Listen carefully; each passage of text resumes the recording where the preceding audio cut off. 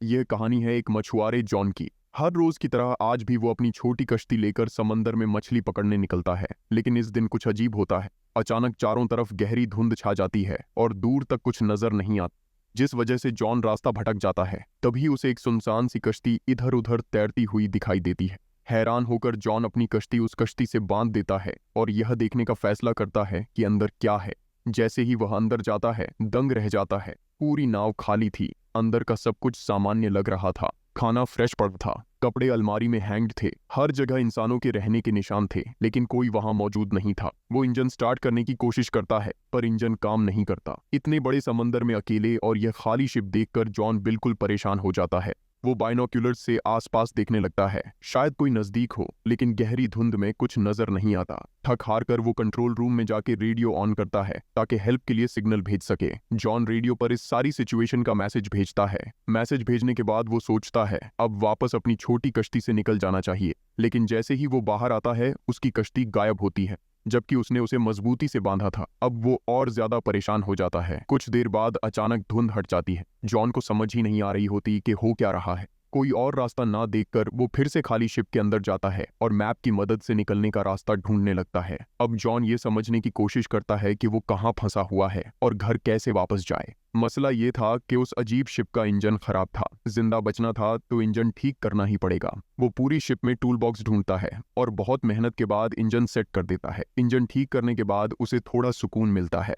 अब शिप चलने लगता है और डायरेक्शन भी धीरे धीरे समझ आने लगती है, लेकिन खतरा अभी दूर नहीं हुआ था। जॉन फिर कंट्रोल रूम जाके रेडियो से कांटेक्ट करता है, लेकिन इस बार भी कोई जवाब नहीं आता। हर चीज अब भी राज बनी हुई थी।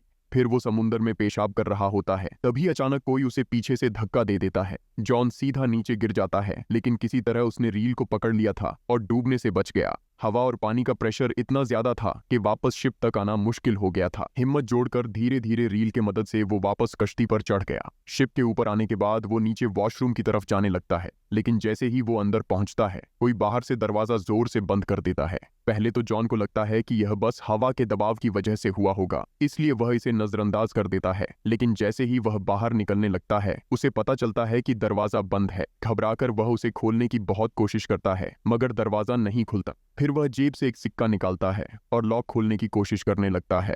कुछ भी काम नहीं करता। अब उसे समझ आता है कि वो शिप पर अकेला नहीं है, कोई और भी है जो दिख नहीं रहा पर हर वक्त मौजूद है और उसे परेशान कर रहा है। जॉन को लगता है कोई उसके साथ खेल खेल रहा है और वो जोर जोर से चिल्लाता है, लेकिन कोई जवाब नहीं देता। फिर वह वॉशरूम में रखी एक अलमारी खोलता है और अचानक उसकी नजर अंदर पड़े खून पर जाती है। यह देखकर उसका दिल तेजी से धड़कने लगता है। डर के बावजूद वह हिम्मत जुटाता है, पास पड़ी कैंची उठाता है और लॉक खोलने की कोशिश करता है, लेकिन दरवाजा फिर भी नहीं खुलता। तभी पूरी शिप जोरों से हिलने लगती है, मानो कोई बड़ा हादसा होने वाला हो। जॉन डर के मारे वहीं जम जाता है।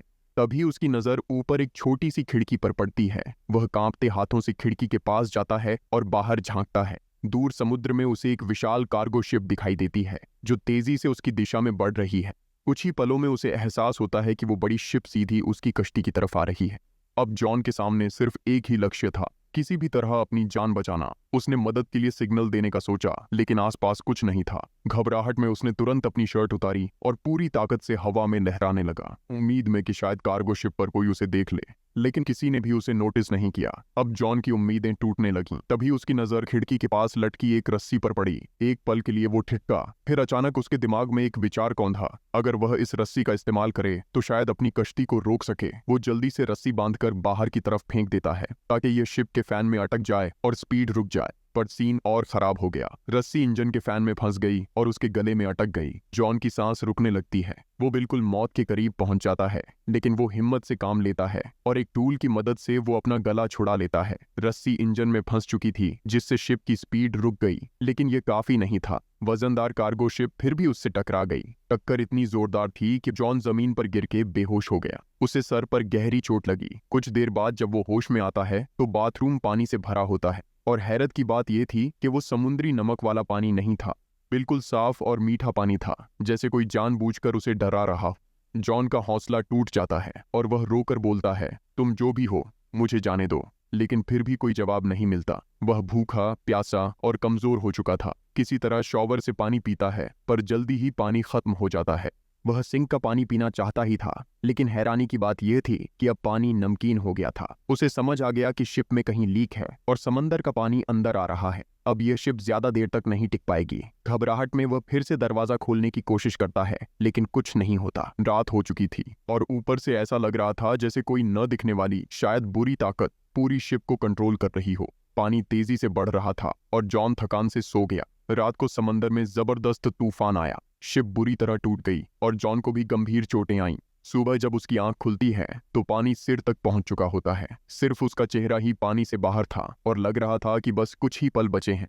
तभी उसे एक हल्की सी क्लिक की आवाज सुनाई देती है, जैसे कोई लॉक खुला हो। जॉन तुरंत हैंडल घुमाता है और दरवाजा जोरदार आवाज के साथ खुल जाता है। पानी का प्रेशर इतना ज्यादा था कि दरवाजा टूटकर गिर गया और जॉन किसी तरह बाहर निकल आया। फिर वह सीधे रूफ पर चढ़ गया ताकि ताजी हवा मिल सके, क्योंकि नीचे ऑक्सीजन खत्म हो रही थी। अब उसे यकीन हो गया था कि कोई इनविजिबल फोर्स उसे तंग कर रही है। वह शारीरिक और मानसिक तौर पर पूरी तरह टूट चुका था। नीचे पानी का बहाव रुक नहीं रहा था और शिप कभी भी डूब सकती थी। जॉन ने तय कर लिया कि वह अब इस शिप पर और नहीं रुकेगा। उसके दिमाग में एक आइडिया आया। उसने शिप से एयर बैग्स निकाले और टूटे हुए बाथरूम के दरवाजे को राफ्ट में बदल दिया। उसने सारी चीजें मजबूती से बांध लीं ताकि राफ्ट ठीक से टिक सके, लेकिन राफ्ट चलाने के लिए और भी जरूरी चीजें चाहिए थीं। जॉन ने शिप से खाना, पानी और कुछ टूल्स इकट्ठा किए और पूरी तरह तैयार हो गया। फिर बिना पीछे देखे वह राफ्ट पर बैठकर धीरे धीरे आगे बढ़ने लगा। राफ्ट पर वो आगे जा रहा था और वहीं बड़ा शिप उसके सामने खड़ा था। घंटों गुजर गए, लेकिन वो ज्यादा दूर नहीं जा पाया और जो शिप 5 से 10 मिनट में डूबना चाहिए था वो अब भी ठीक ठाक फ्लोट कर रहा था।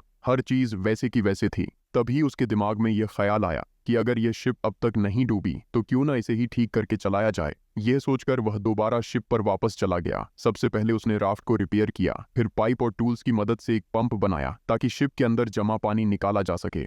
धीरे धीरे समुद्री पानी बाहर निकलता गया। उसने शिप की बाकी समस्याएं भी ठीक कर दी, बाहर से भी रिपेयर किया ताकि आगे के सफर में कोई दिक्कत ना आए। काम खत्म करके उसने फिर रेडियो ट्राई किया, लेकिन फिर भी कोई जवाब नहीं मिला। थक हार कर उसने मैप निकाला और रास्ता समझने लगा। फिर उसने इंजन स्टार्ट किया, लेकिन शिप बिल्कुल हिल नहीं रही थी, जैसे कोई उसका मजाक उड़ा रहा हो। शिप पूरी तरह जाम हो चुकी थी। इस सोच ने उसे अंदर से तोड़ दिया। वो थक चुका था और उसकी उम्मीदें धीरे धीरे खत्म हो रही थीं। अचानक उसे दूर एक और शिप दिखाई दी।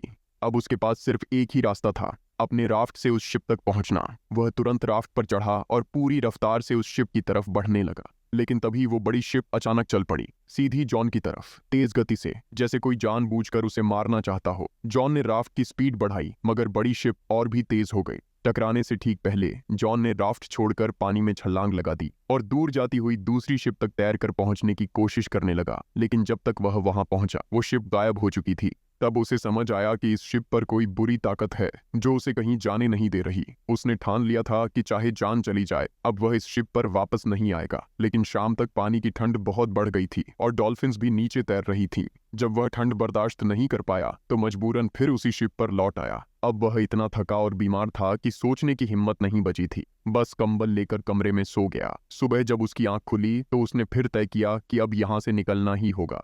लेकिन उसके कमरे का दरवाजा लॉक था। उसे समझ नहीं आ रहा था कि यह सब उसके साथ क्यों हो रहा है। तभी उसकी नजर कमरे के एक छोटे कैबिन पर पड़ी। जैसे ही उसने कैबिन खोला, ऊपर जाने का रास्ता नजर आया, एक छोटी सी वेंटिलेशन जहां से वह बाहर निकल सकता था। वह उस कैबिन में घुस गया, जो एक तंग सा स्टोरेज एरिया था। हर बार जब वह वहां से ऊपर चढ़ने की कोशिश करता, फिसलकर नीचे गिर जाता। बार बार गिरने से उसका खून भी निकल आया, लेकिन उसने हार नहीं मानी और आखिरकार वह ऊपर तक पहुंच गया। उसने वेंट की खिड़की खोलने की कोशिश, पर ऐसा लग रहा था जैसे किसी ने जानबूझकर उसे सील कर रखा हो। वहां की ऑक्सीजन भी खत्म हो रही थी और नीचे का दरवाजा भी बंद हो चुका था। अब वापस जाना मुमकिन नहीं था। उसने सोचा शायद यही उसका अंतिम वक्त है। तभी फिर वही अजीब सी क्लिक की आवाज आई और उसी क्लिक के साथ वेंट की खिड़की खुल गई। जॉन ने बिना समय गंवाए बाहर छलांग लगा दी। जैसे ही वह बाहर निकला, उसने देखा कि शिप एक छोटे से आइलैंड की तरफ बढ़ रही है। उसे लगा अब शायद इस डरावनी कश्ती से छुटकारा मिल जाएगा। जैसे ही शिप किनारे लगी, वह तुरंत नीचे उतर गया।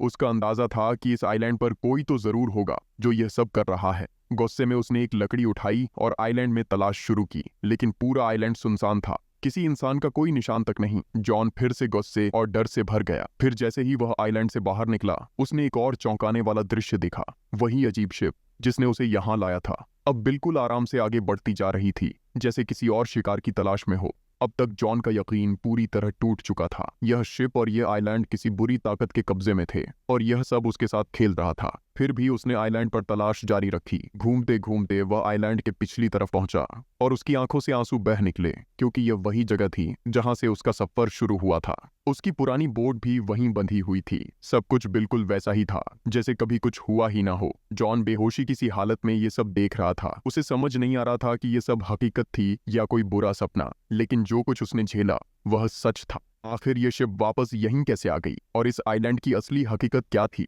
ये सवाल अब भी हवा में लटके हुए थे। अगर आपको यह कहानी पसंद आई हो तो वीडियो को लाइक करें और चैनल को सब्सक्राइब करें। ऐसी ही रोमांचक और डरावनी कहानियां आपको यहीं मिलेंगी।